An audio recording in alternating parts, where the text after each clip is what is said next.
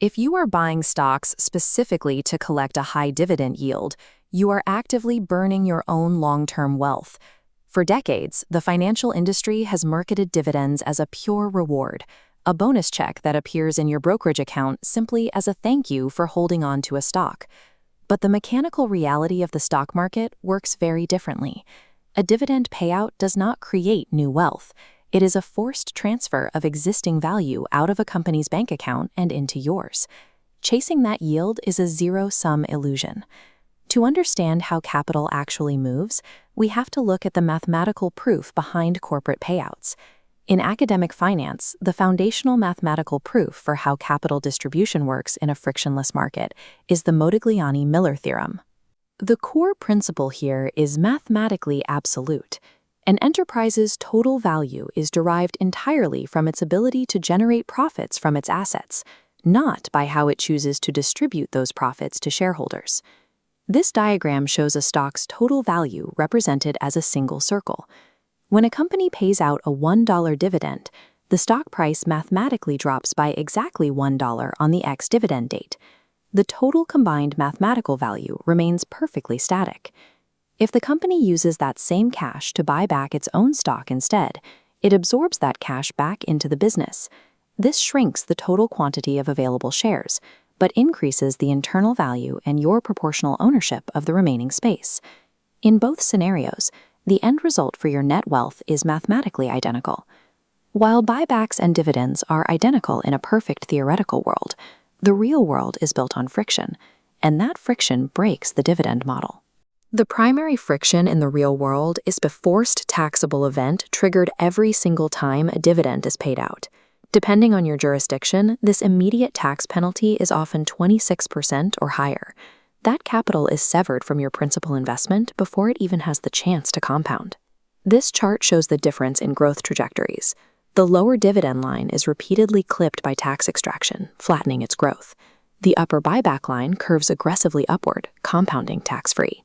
With buybacks, you retain control. The tax penalty is deferred until you actively hit sell.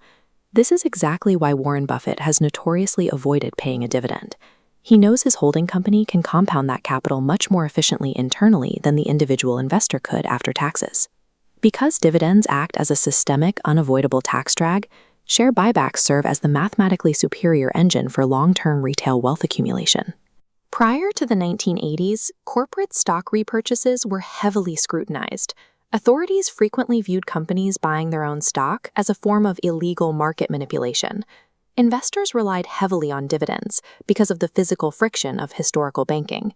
The exorbitant commission fees required to sell small fractions of shares meant that receiving regular physical dividend checks was a necessary convenience.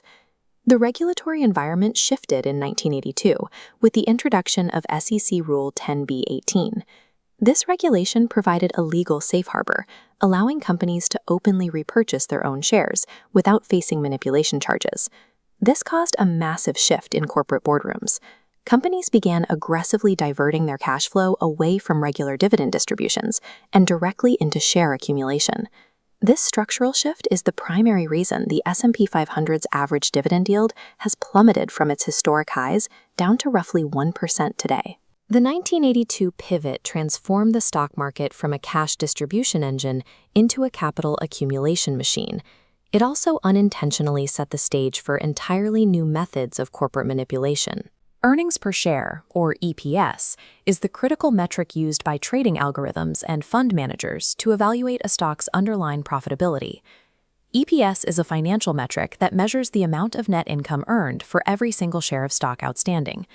This equation shows the calculation. Net income divided by total outstanding shares equals EPS. A CEO can force EPS higher simply by shrinking the denominator through stock buybacks. This mechanically forces the EPS to balloon, requiring zero actual improvement in business growth. IBM's performance over the last decade serves as the textbook example of this manipulation.